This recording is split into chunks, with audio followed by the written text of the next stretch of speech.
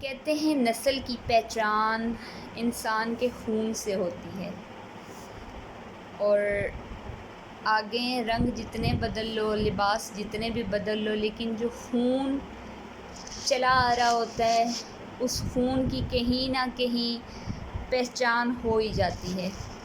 تو ایک واقعہ بتاتی چلوں گی کہ ایک بادشاہ کے دربار میں ایک اجنبی نوکری کی طلب کے لیے حاضر ہوا۔ بادشاہ نے اس کی قبلیت پوچھی تو اس نے جواب دیا، میں ایک سیاحی ہوں۔ یعنی یاد رہے، عربی زبان میں سیاسی اس شخص کو کہتے ہیں جو افہام و تفہیم سے مسئلے حل کرنے والا ہو، یعنی کہ وہ تفصیل سے مسئلے حل کرنے والا ہو۔ اور تفصیل صرف کیا ہوتی ہے؟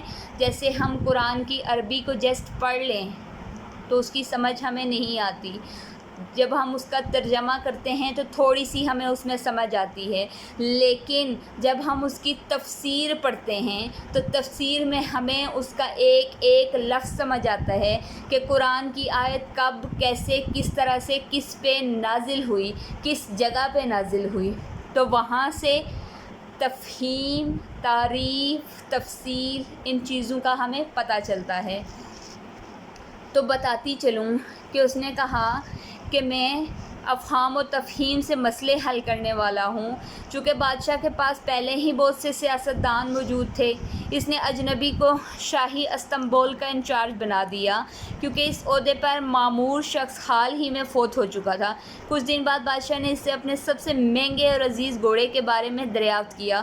اس نے کہا یہ نسلی نہیں ہے۔ بادشاہ کو حیرت ہوئی، اس نے فوری طور پر استنبول کے پرانے سائنس کو جنگل سے بلوایا۔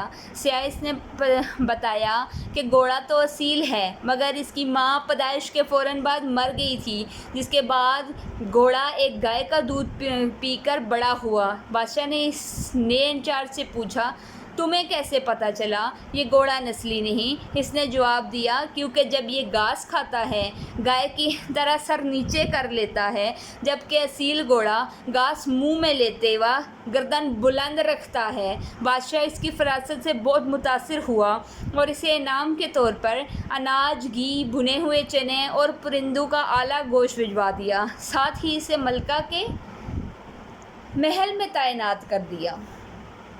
آگے کچھ ایسا ہے جو آپ کو بھی حیران کر دے گا۔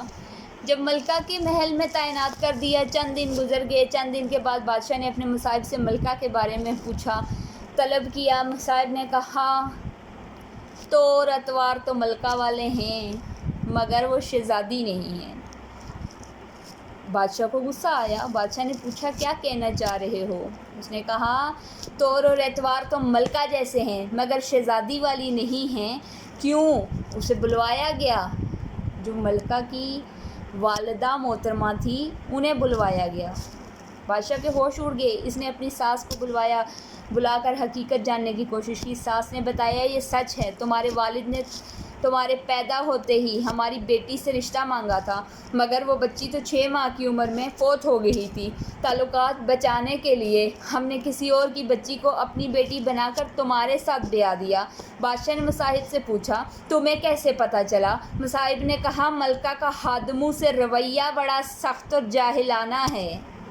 کیا کہا؟ کہ جتنے بھی ملازم ہیں ان سے ان کا رویہ بڑا سخت اور جاہلانہ ہے، جبکہ شاہی خاندان کی عورتیں نہایت رحم دل، شائستہ ہوتی ہیں۔ بادشاہ اس کی دنائی سے مزید خوش ہوا اور بھیڑ، بکریاں، اناج اور دیگر انعامات عطا کیے اور دربار میں اہم منصب دے دیا۔ کچھ عرصہ پھر ایسے ہی گزر گیا۔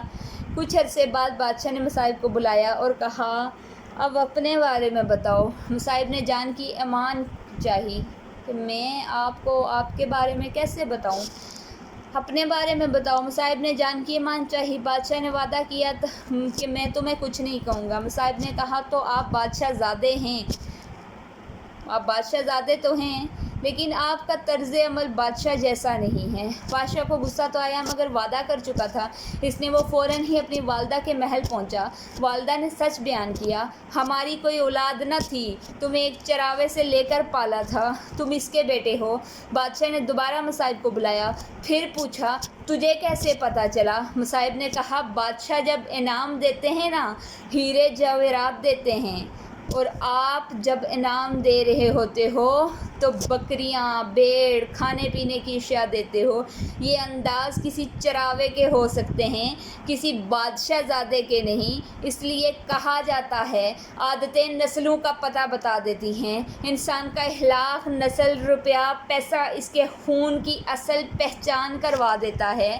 اس کے خون کی اصل پہچان یہاں سے ہوتی ہے، جیسے ولایت علی خون کی پہچان کرواتا ہے، تو جو ولایت علی کا اقرار کرتا ہے اس کے خون کی پہچان وہاں سے ہوتی ہے کہ یہ حرام زادہ ہے یا حلال زادہ ہے، یہ علی ولی اللہ والا ہے یا یہ یزید کا پیروکار ہے۔